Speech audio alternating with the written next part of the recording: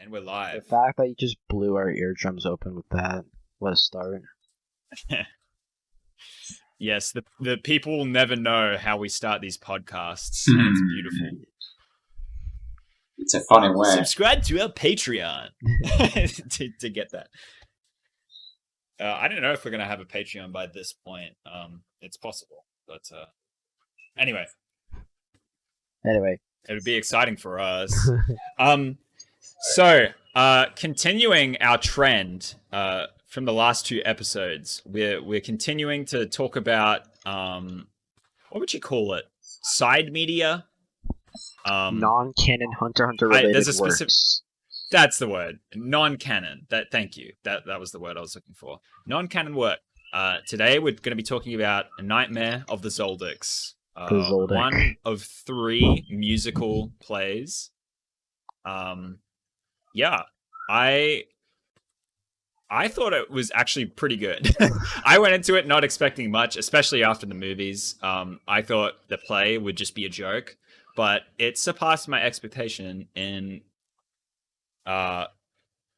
almost every way. What did you guys think of it? I have watched it 3 times now. 3 times of constant pain, suffering, and torture. However, it is better than the 2011 movies somehow. Like, I mean, I think okay. So me and Pika agree that it's better. I don't know about Gil. I mean, I enjoyed it actually. It's Would you like rate it over the movies though? It's like a 2-hour thing. Like, well, it's normal for a theater play. I think it went something like until an hour and a half or something. It was like canon-ish. No, and it then was for after the first. that, yeah, then there's the like the part first hour. where it becomes the non-canon, where they try to control Killua. I think that part was fine for being something they came up with. Also, Agreed. I have something to say. So just for some context, this takes place during the Zaoldyeck Manor arc, the mini arc, you want to call it, right between the Hunter exam and Heaven's Arena, when Killua is returned to Kukuru Mountain. Gon, Lario,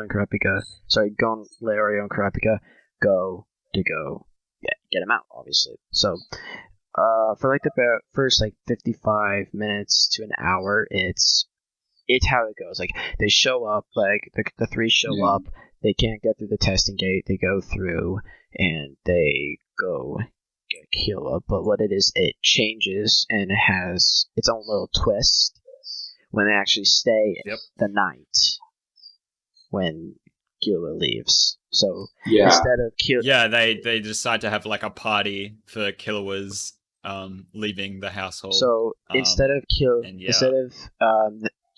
and the group leaving the butler's quarters, they went inside the actual manor itself and had a party, and there were a lot of shenanigans, you could say. Basically.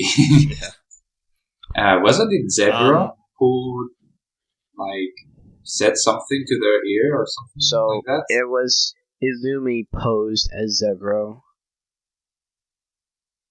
So the guard that's at the front of the Zaoldyeck estate that feeds Mike. Well, I don't know if he feeds it actually. He basically lets the intruders come in to feed Mike. Yeah. So kind of, yeah.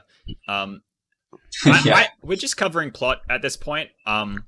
I kind of wanted to talk about more like key points of it, so we're not just like relaying the entire plot. I feel like we gave enough context as to what like the play is about. Let's talk about like some interesting things about the play. One thing that kind of stood out to me is they were willing to like change the characters away from canon for the sake of like filling roles that you would normally see in a play. Like, for instance, one of these was Miluki or Milky, the translation, whatever way you want to say it. Milky's pretty funny. You mean the cute fatty, as he calls himself? Yeah. So he was changed to a very what's the word? Comedic. He's a comic relief. Something comedic. Comic relief. Comic relief. That's the word. Thank you. Two times now. He becomes like a super comic relief character. He is not a lot of body positivity in this character. It's definitely like you could tell it was made a long time ago, like the way they wrote him. He's constantly like... That's when they did it. Yeah, he's constantly like, I'm fat. I'm a fat little boy who likes to kill, you know? Basically. But it was... I'm a fat, lazy, it was disgusting really like pig. something to see. I'm a fat, lazy, disgusting pig. Yeah. Yeah, he... Somewhat. I mean, he's still an anime fan, so... Somewhat out of character, I guess. Yeah. Yeah, so some of the characters are transformed like that. And while I thought like the body thing, like, oh, I'm fat, and like the joke is I'm literally just fat, was a bit like, you know, not politically correct. But do I care? Put on my politics glasses. But do I care? But it was still like really funny to see that, like to see them diverge away from the characters, and you know, by like the mid-section of the film, I keep saying film, by the musical, like the mid-section of the musical, they kind of diverged away from just like, oh, I'm a fat character, laugh at me, to like actually having more like Zaoldyeck vibes, like properly written gags. He was actually utilized as a comic relief character like a lot more. So by the like going into it, he kind of just fills that role a bit better, and he becomes less offensive. Another character that also changed was Zeno Zaoldyeck. Yeah, he's a lot more social and cheerful, you could say. Like he has a lot more dopamine in his head by the looks of it. Yeah, it was very weird to see, but you know, not in like a bad way, like not in like a cringy, like, oh my gosh, this character's like so poorly written, kind of like the movies way. It was just kind of fun to see, because you know, a play is about kind of the plot itself doesn't really matter as much as like the expression of the actors. So they just like go buck wild, they go crazy. You know, Zeno's doing like flips on the stage. It's like the choreography is really interesting. The choreography was... you know, it balances itself out. Quick fun fact. This took place when the actors themselves for the characters, the 1999 voice actors played their characters. So Gon was Gon, Killua was Killua, Hisoka was Hisoka, Illumi was Illumi, etc., etc., etc. So because of this, I mean, some characters appear, let's say, more feminine. For example, like Illumi.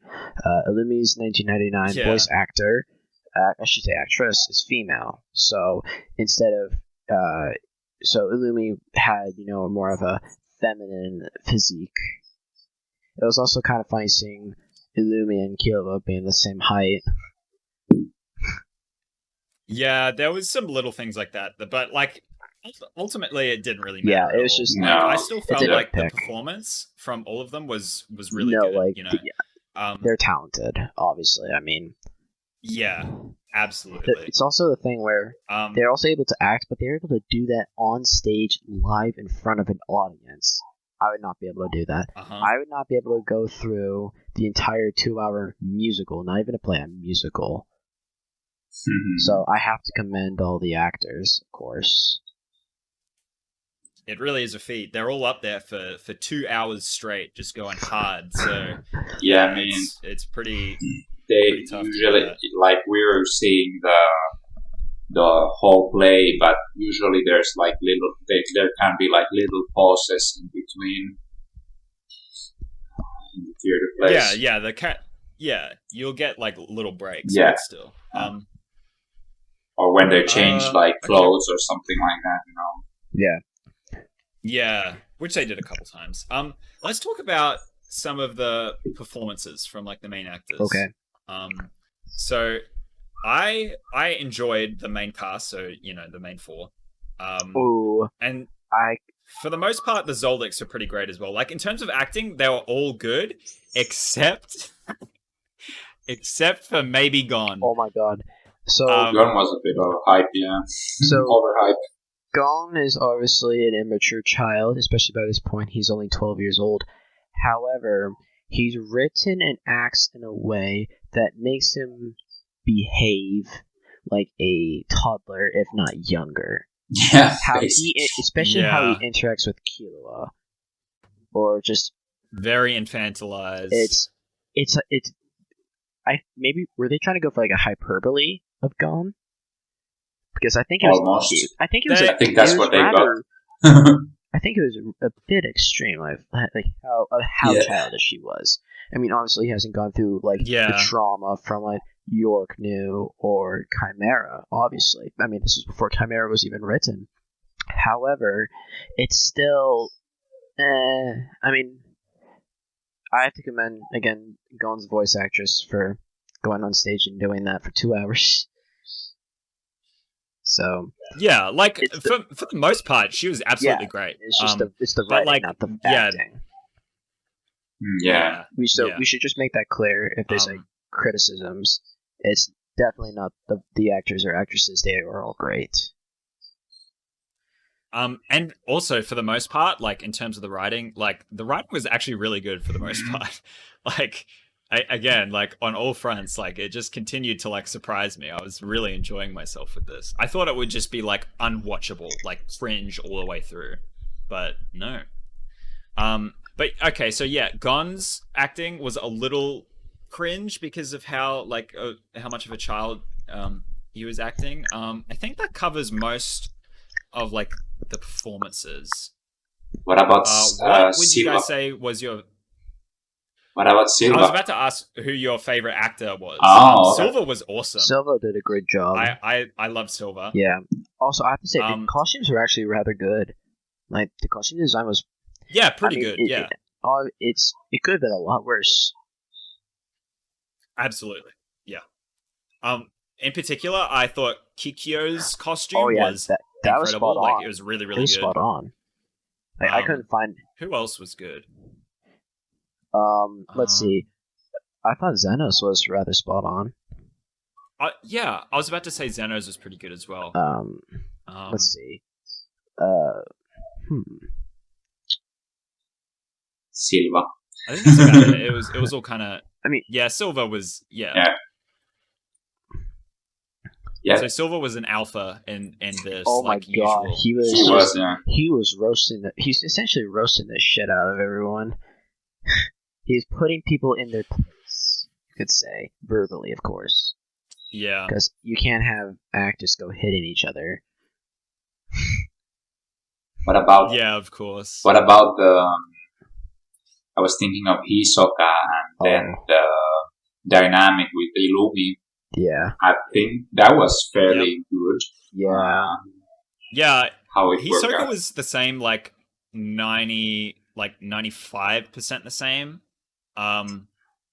He has less of like a domineering presence in this play than he usually does in the show, and more of like he, like I said earlier, you know how the characters are kind of melded in a way to fit play roles better. So Hisoka obviously was melded into more of a trickster role, so he's less domineering and more kind of like a guy that just causes like fun chaos. Yeah, exactly. But for the most part, he was like the same, and like for the most part, like a great performance. Right. Yeah. Well written for like him. The whole there's a bit of a spoiler, but he does like this thing where he uses bungee gum to control like all of the actors and do like a bungee gum dance. It is by far. So it is the best part of the musical by far, in my opinion. I mean, if you haven't seen it already, just look up Hisoka's dance on Google, on YouTube, on any search engine. You must watch it. It is funny. It's cringe. But I mean, it's enjoyable to watch. It's entertaining, you could say. It's the good kind of cringe. Once you get to that point in the musical, you're like fully invested. So you're not like really cringing at it as if you were like watching the clip out of context. Yeah. Anything else to say about like the main cast. So can I talk about like Hisoka and Illumi? Yeah. So this is before Gon and Killua knew of Nen, right? So, I mean, Yep. I think that if they were to try to do, let's say, a musical that takes place anything after Heaven's Arena, they would have to have like some kind of like they have to put Nen in it essentially, which would make it the production infinitely harder. Because if for any like quote unquote fighting scene, it would just be fancy choreography with multiple actors doing like either flips or just like running around or something like that, right? Which is achievable. Yeah. I mean, like if you see it, right, you can imagine it, right? However, what if they put like Nen into it? I mean, what if let's say Okay, so they did. no, of course, no, They didn't no. use So bungee no, I gum. mean, like obviously you can use the excuse. Oh wait, we can't see bungee gum because we're not Nen users, obviously. But I mean, Okay, no. So what I was gonna say is like they didn't like use any props to show that like the characters were being controlled by bungee gum. yeah, They just used like the choreography to display that. But they did use what would you call it? A stage explosive or like stage lighting, stage firework to show Zeno's his big aura, these aura nuts that he does. He does like this aura explosion thing, and they have like a big orb light at the back of the stage, and I think they made like some kind of stage explosion go off. He like shoots it at Hisoka or something, and it was a really great effect. Oh yeah, I imagine. It looked I like remember that now. It was totally convincing. Yeah, I don't know, but like full. I mean, so, like yeah, full Nen battles. It's possible. It's possible, but it would be very, very difficult. Well, for a stage play, you wouldn't necessarily go for like a very serious battle. Like the way they did it, they used a lot of dance. It was a lot of like, there was comedy intertwined in it. The characters being very, I don't know how you describe it. It's comedy based, basically. Yeah. 3 times. But you don't have to like really heavily focus on employing like super detailed props for Nen stuff. You can just use like basic effects, like lighting, how they did with Silver's thing, and I thought it was perfectly effective. Fair. So yeah. Fair. I mean, that's just me and my imagination. But I mean, through Togashi's writing and the anime and the manga, I know I should lower my expectations, but it's hard to make it go away. I hope you understand. I mean, I get it, yeah. But it definitely is a departure in like tone. Like they totally make it its own thing, but like in a really good way, in my opinion. Like they nailed it. Yeah, I mean, that something happened when this musical is more creative than the last mission. Oh yeah. Good lord. That's just gonna be the podcast joke. The last mission. Like it's just gonna be a running gag. Yeah, the last mission being worse than a freaking musical. Real Incredible. life, like IRL anime come to life is better than that movie. Yeah, I mean, true. You kind of expect already a live action thing to be like, that if you've seen any live action movies, you already know how there's a like dissonance, between real life and anime especially characters. With anime. Yeah. So you're already prepared for that. So once you watch the theater play, then you're just watching the actors play, and because the actors were doing their job pretty well and it was written very well, it was enjoyable, I think. Yeah. I think as long as you go into it with the mindset of, okay, this is not going to have the same tone as a serious, like the seriousness of the Hunter x Hunter story. Exactly. It's going to be a stage play. It's going to be, it's going to conform to what a stage play needs to be. It's non-canon. Then if you go with it, Yeah, it's non-canon. It's a stage play. If you go into it with that in mind, I think you're going to enjoy it. Like as a Hunter fan, there's a lot to enjoy there. Yeah. It's not like the movies where it's like made for normies, not Hunter fans. Basically. This was made like for Hunter this fans. is obviously made for like it treats the character arcs like super like it knows the characters well enough to have like arcs that make a lot of sense. And I think we're coming up on a very interesting topic. And that's it did these arcs so well that it almost felt like it was how do I word this? It almost felt like Togashi took inspiration from this for some of the things that he wrote later on in the series. And like that's how well it had a grasp over these characters, I think. And there's a couple reasons for me saying this. There's like two main like story elements that stood out to me that was like, wait, this is like so far before this happened in the manga. Like, did Togashi like reference this for like some of the things? It's not like him ripping off the play or anything, but like it follows the same kind of emotional beats and like structuring like so similarly that it's kind of like, whoa, hold on. This is crazy. One of those instances was Killua,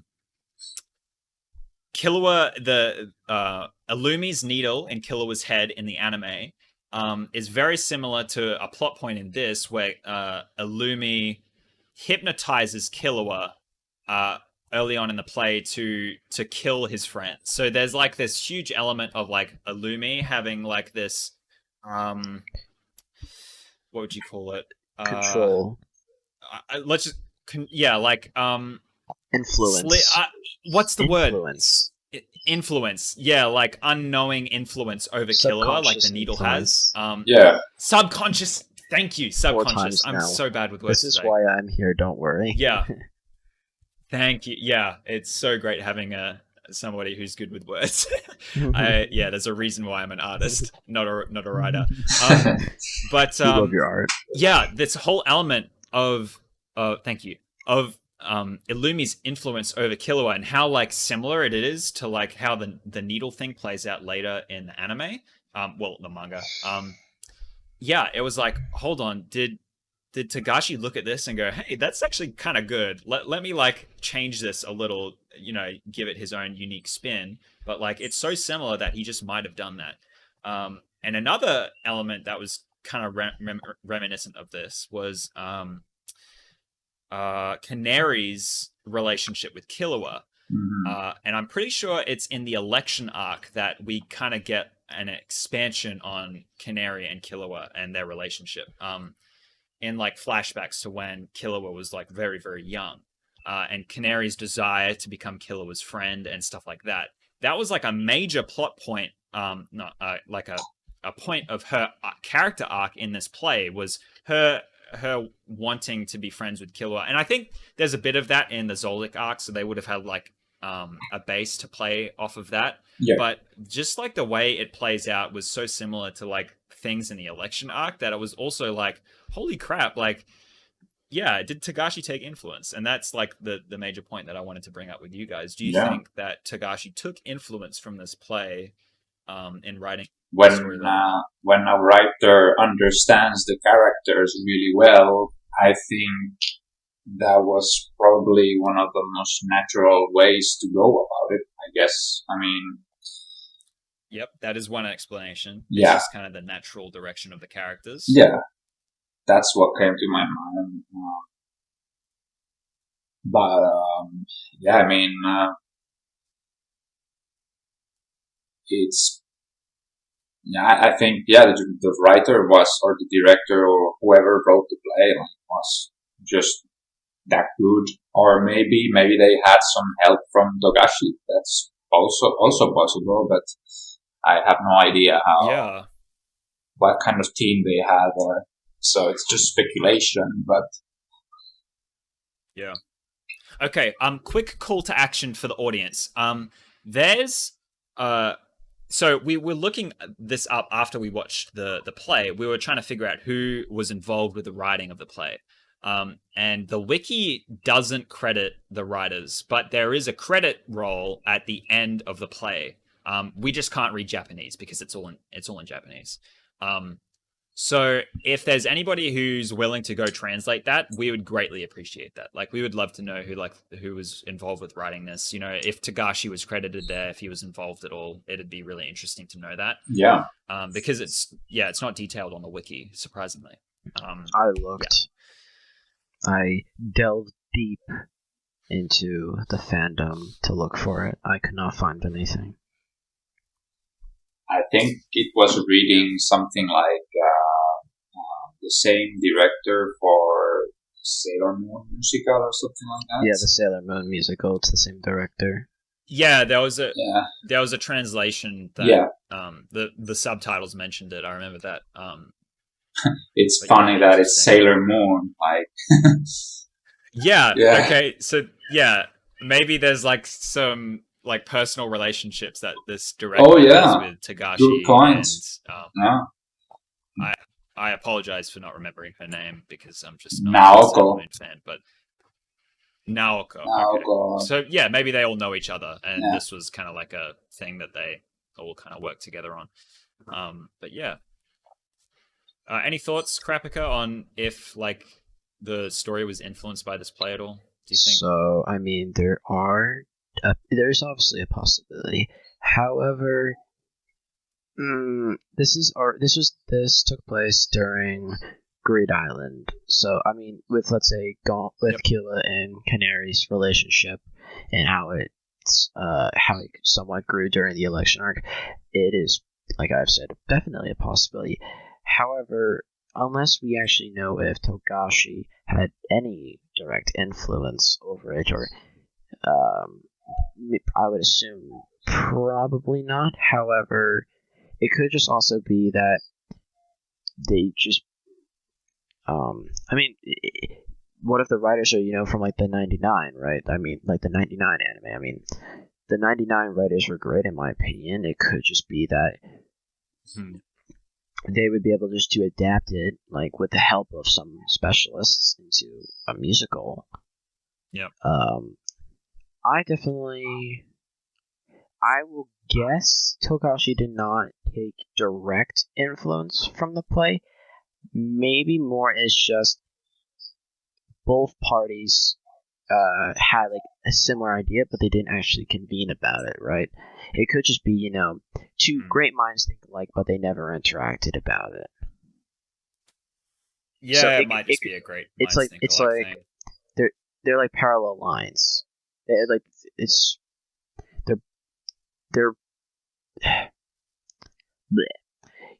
both advancing toward the idea, just they don't intersect.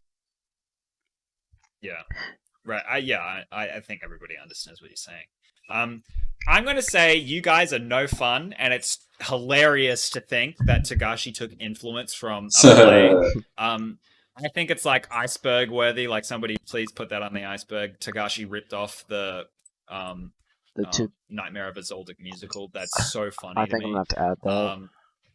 I'll add that later. Twist. Even though I'll admit it's. I don't think it's likely, but I think it's funny. Really funny. To consider that. Nobody saw that coming. Absolute. It's just how Togashi writes stuff. Plot twists everywhere. It's this. Togashi comes back. We all think, oh my god, we're about to get chapter 391. Nope. Hi guys, I know I've been gone for 2.5 years. My back pain is feeling a bit better, but I'm still not feeling well enough to do the chapters. I just want to say, in 2002, I kind of took direct influence from a non-canon play called The Nightmare of Zaoldyeck, and then put it into the election arc because I'm just Toga Gain, alright? Alright, then he just does, his peace sign, and then he returns to hiatus.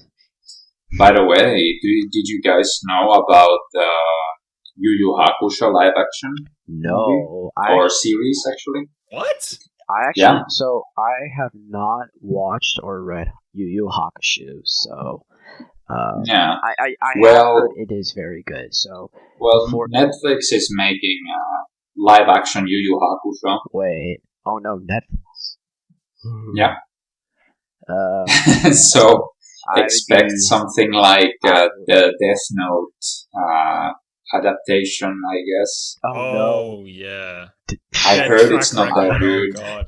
So I haven't watched it, I'm- but I, as you guys know, I'm not a big anime fan. I never was. However, I just know from the countless memes and jokes thrown at Netflix for the Death Note adaptation that they created. oh yeah, If they are doing that, Oh. I am quite scared for all the Yu Yu Hakusho's fans out there if they're going to be doing a live action. So Yep. Yu Yu Hakusho. my hearts and prayers go out to everyone who's a fan of that series, because apparently, if what Gil is saying is correct, they're making a live action adaptation. yeah. So, I can bring up the tweet if you want. That sounds very meme worthy. I'm totally down to watch that with you guys. Yeah. But I was thinking, like, maybe Togashi has been busy with that, you know? okay, hold on. I mean, possible, but Didn't he finish Yu Yu Hakusho like 20 years ago? That's why he's been gone. No. yeah, exactly. He left his biggest franchise for 2.5 years, right, to go with Netflix and create a live adaptation of a series of his that ended like over 20 years ago. I see. All right, insert I see. Listen. Here's the theory. He felt regret not being able to end the series in a satisfying way, so he went off to help the writers make the satisfying ending. And that's why he's been gone for so long. I did hear that. That's why he's been gone. I did Damn hear it. that it ended in an unsatisfactory way. So, you know what, Koga, I think you're onto something here. When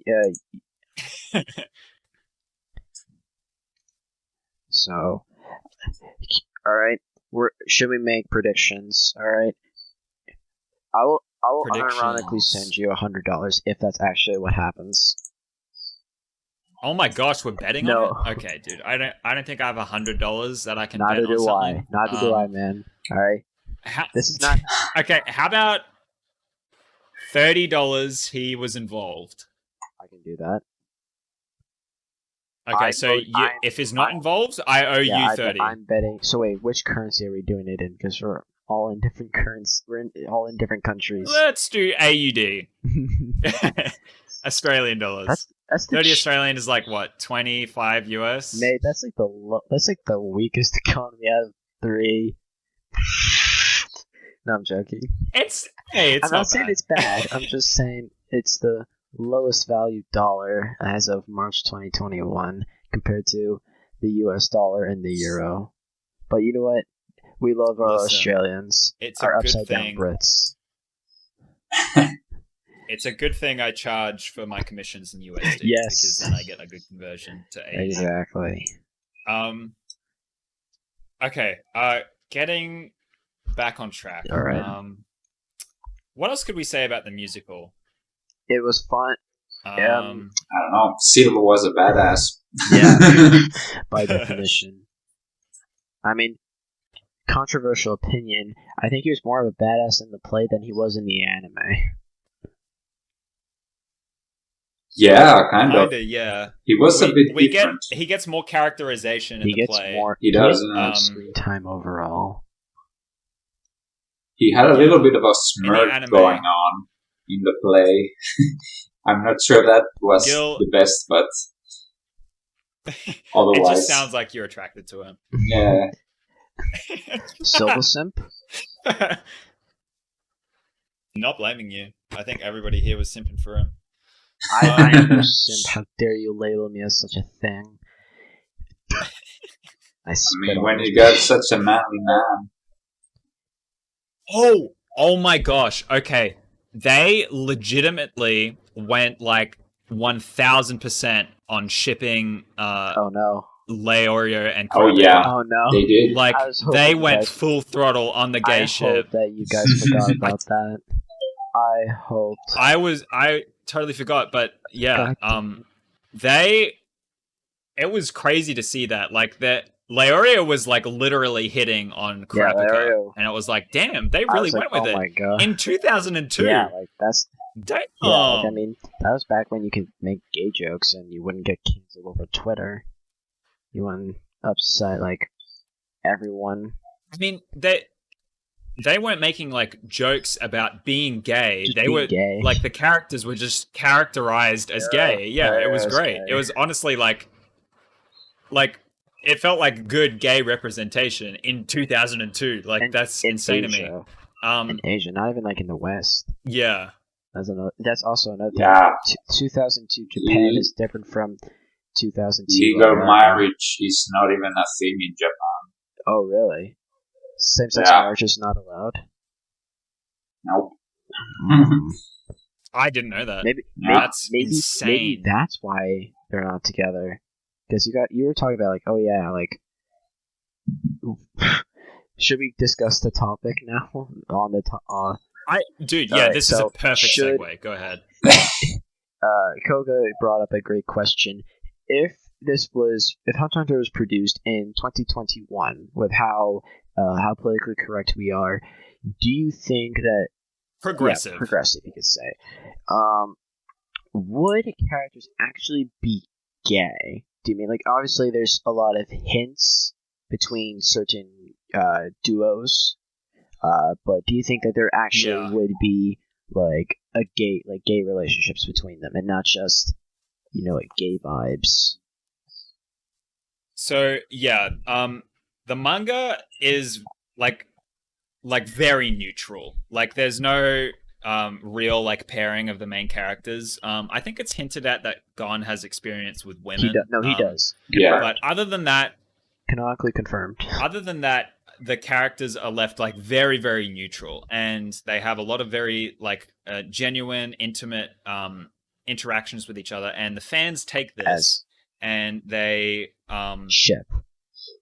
and I yeah, so hate it's all like of you. what I'm trying to say is like it's perfect territory for shipping. All right, I'll just say this. and so Oh. with and like sorry, Yeah, I'll no, just keep keep going, going. keep going.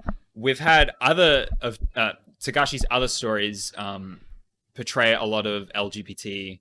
I don't know all the letters. I'm really sorry. Just say LGBTQ. But he has like a proper representation of like these characters in his other media. And it seems to be toned down a little bit for Hunter x Hunter, maybe because it's in like Shonen Jump or I don't know. But the point of the question is, would that be any different if Hunter x Hunter was published today?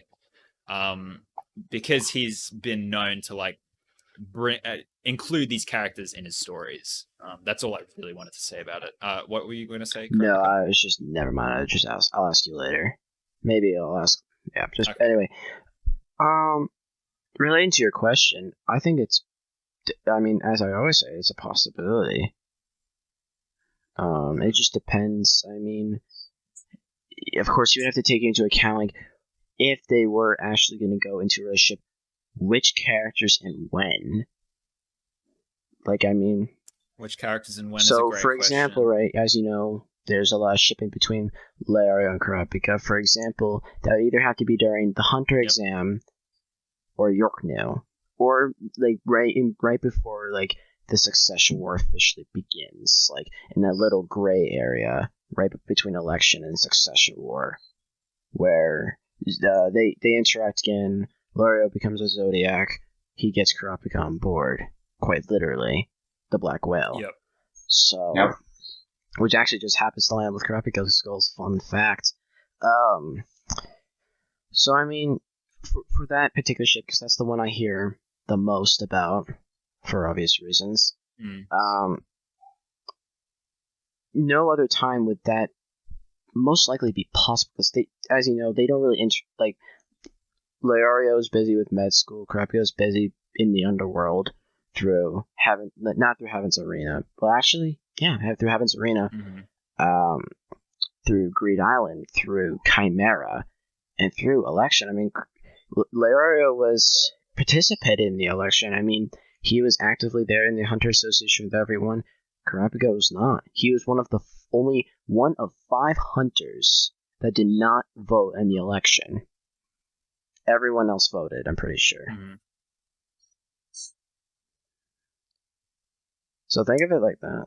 So for that particular ship, it would be a bit confusing. I mean, there are obviously other ships, but that one just pops into my head first, especially since you were just talking about the play. I think the reason why that ship is so popular is because Leorio is so great at bringing out the human side of Kurapika. And I feel like there's that's like great territory for romantic relationship exploration. Like you'll see that a lot in other shows, in other media, I should say. But it's like it's very neutral, and it could so easily go in that direction that I wonder, like, if it would be different if it was published these days, right? But I mean, there are people out there who you could say soft spot to some people, like you're not intimate, but like you're close to. Yeah, it's not romantic. I mean. Just because, like, if I'm friends with a girl, right, we're both close to each other, does that mean we're dating, or like we're compatible in terms of dating? No, it just means that we have a strong friendship. I mean, obviously it can potentially lead to a relationship. However, just because I think a lot of people can get confused, especially with how usually stone-faced Kurapika is, like how cold and distant he usually is towards many people. Seeing actual human emotion from him, especially coming from Leorio, the loud guy who wants money, I think they can definitely interpret it as that. I mean, I understand where they're coming from. However, it's neutral ground. Yeah, like, it could go in either direction, to be honest. Again, neutral ground. So if Hunter x Hunter had like romance. And if it was made today, I think it's definitely possible. I mean, how would Togashi? That's a good point. If it had romance, because because romance, Hunter x Hunter isn't really a romance. Like, no, I mean, it's not going in that direction, and I think Togashi said himself that he's not good at writing romance, and you can see it with Palm and Gon. I mean, that scene, I think that scene was great. I didn't consider that romance. I think that scene was great with the tree with the little fireflies, but it's still not like. Romance. Yeah, it's not romance, it's bromance. It's just close friends. It was survival of the fittest. It went with Palm involved. It wasn't a romance. That was man vs. wild. Man takes on the world. What was I going to say? What were you going to say? I was just thinking, do you guys think... Okay, so this is like a prompt for the audience, really. Like, do you think the dynamic between Leorio and Kurapika would be improved if there was a romance, or would you prefer to see it as a friendship? If so, why? That's a good question. I was gonna say, with what Gil was saying before, Hunter doesn't have like many themes of romance.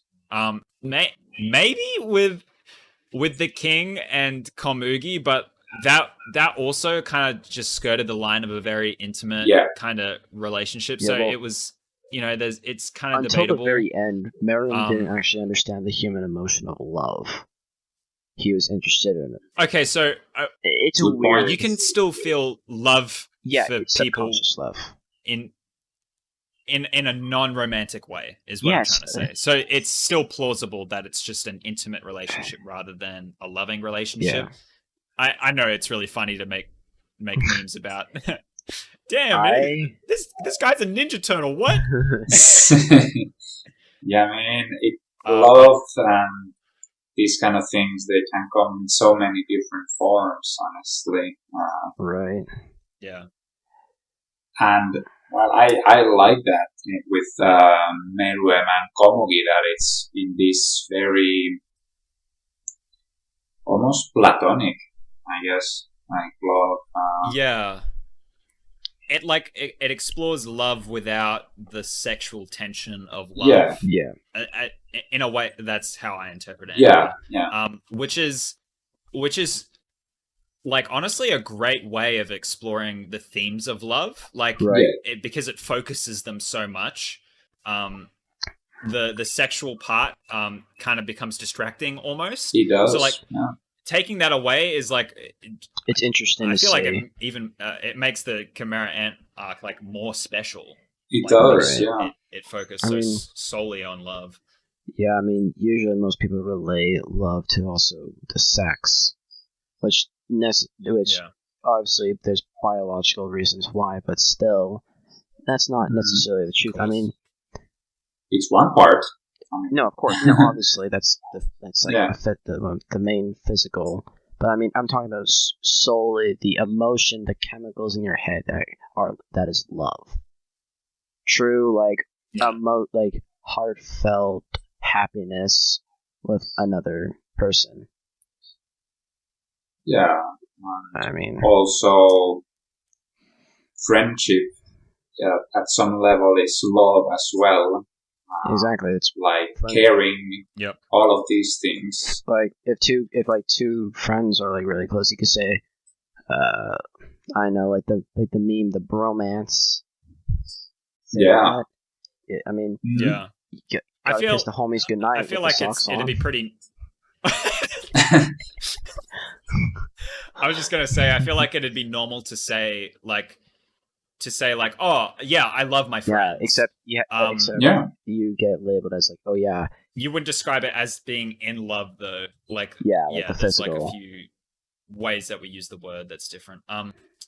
But to answer my own question, I guess I wouldn't expect to see a relationship in Hunter because of what Gil brought up. Yeah, I agree. Like there's just like no real romantic elements present in Hunter, and I think that's what it's because it chooses to focus on other things. Right, and what it focuses on, it does very, very well. So, I actually have a question for you right before we switch to topics totally. What are your guys' overall thoughts on shipping? I don't care. I think it's fine. Yeah. Like honestly, I think it's a positive thing.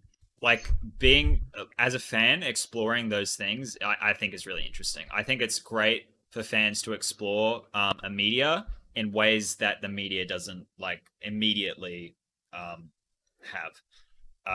So if that's like shipping characters romantically, sure. But boy, do I have something to say about you creeps that are shipping Gon and Hisoka. Man, y'all motherfuckers need to go to prison. Horny seriously. Drill. Second place is Kurapika and Oh my Chrollo. God. Not illegal, but y'all are weird. Yeah, like y'all are weird and you know it. I told you guys the story earlier. I don't really want to fucking repeat it. It was horrific. I am quite literally traumatized now. Alright? Y'all need to go get some mental help. You know what? We're opening up the mental insane asylums again, just for you people. Yes, Hunter-specific branded asylums for crazy shippers. Yeah, because there's a lot of you. It's alright? As long as you don't make like really fucking weird shit. All right. Also, don't spam people who don't want to see it. Yeah, a spam is a spammer. Any spam is bad fair spam. Point. Okay, shipping is fine. Fair point. Still, I mean, obviously, shipping itself is fine. It's just the extremities can paint it in a bad light. As with anything else. Yeah.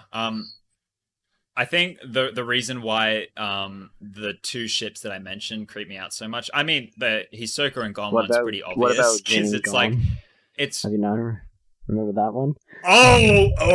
There's the third one. Why did you say that? Oh my gosh, you throw incest in there as well. Jesus. Oh my gosh, that's a bad one. Indeed. But yeah, it's the reason why these ships are like so unsettling is because they romanticize really weird things about the relationship between those characters. So it's let's have a minor yeah, involved with a 27-year-old man. Ugh, that's a no for me, fam. Yeah, that's a no for me. And like there's that, and then they explore like the murderous side of Hisoka as well. So there's like the sexual element, and then also like there's like gore and stuff, like, and it's just awful. It's like, do you mean like BDSM, bro? That shit's fucking cursed. I'm not sure if you would use BDSM to describe like blood play or like I don't know what you would call it because really. I haven't really like paid attention to those things, but like murder play or like gore, like thrill play, like, that's just gore fuck, play, man. you know, stuff like that. I think I just call it like gore. There's a lot of that with Gon and Hisoka. Like, weird shit. You'll need therapy, basically. Yeah. So we've explored like some of the worst ships. Tumblr. What do you think are some of the best ships that you've seen? Okay. I'll start. So we've kind of explored like the Leorio Kurapika one. I feel like that's a good ship. Like, yeah, it's totally plausible that would happen, and I think there's a lot of interesting like media to come out of that pairing. A really funny one that I've seen is Pariston and Netero. I thought you were about to say Pariston and Cheetle, or Pariston and Jing. Parajing. Yep. Okay. Yeah, Parajing is actually a really popular one, which I kind of understand. Like the hate tension, like that is an interesting dynamic. Although it does get a bit weird with some of the pairings. I have seen some like weird situations of Parajing, but for the most part, I think that's like a pretty interesting dynamic. Yeah, that's understandable. But Pariston and Netero was a really funny one that stood out to me. Because like Netero's relationship with Pariston was like he couldn't stand him, and that's like why he put him as the vice chairman, and then like that whole dynamic like explored in a sexual way was just really funny to me. So that's my pick for like my favorite like off the wall ship. If you guys have any in mind, I'd love to hear it. Just like the emotional side of Gon and Killua, like they're very, very close relationship.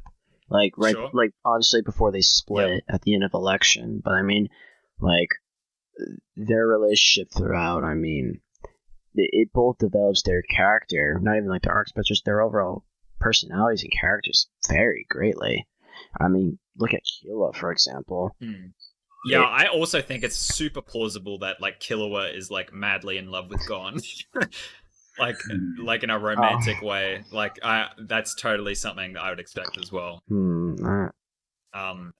Obviously like we discussed this like 10 minutes earlier. Like I don't think it's actually that way because romance is just like a very unexplored thing in Hunter, but like it's the same situation as Leorio and Kurapika. Like it's a very neutral ground. I would also go as far as to say it's more likely than not that he is in love with him, although I also feel like it's totally fine that he, it's just like a friendship kind of thing. Yeah. That's the tea. That's the tea, sis. That's the tea, sis. Well, I can't think of any more funny ships off the top of my head. Hisoka and Illumia. Wait, they already are. Aren't they already shipped? Oh, actually, there might be like a bit of a. They weird, have a contract. Translation. They have a contract. Thing. I don't think people call it a marriage. I think it's like just a contract. It like manga sport. Okay, but it's a ring though. right? I don't. He gave him a I ring. don't remember, to be honest. I haven't read. I haven't read the Succession War in like 5 months. I don't remember. It's been almost half a year. All right. Even though I have. Does he give him a ring? I have all the volumes of the Succession War right in front of me. I still have not read it because I'm still waiting for Volume 1 to arrive. I get everything except for the first one. Okay, so Illumi mentions an engagement ring. Oh, yeah, that's a bit hard to do. I'm not sure if that's the official Viz translation. I don't know either. It's hard to tell just from this one picture. Hisoka contracted. Yeah. Hisoka's had contracted me to kill himself. Why do you word it like that? No, it should be Hisoka has contracted me to kill him. Why does it say Hisoka contracted me it's worded to so kill specifically? himself? Because that's implying that Hisoka has contracted Illumi to kill himself. Like, Hisoka to kill himself.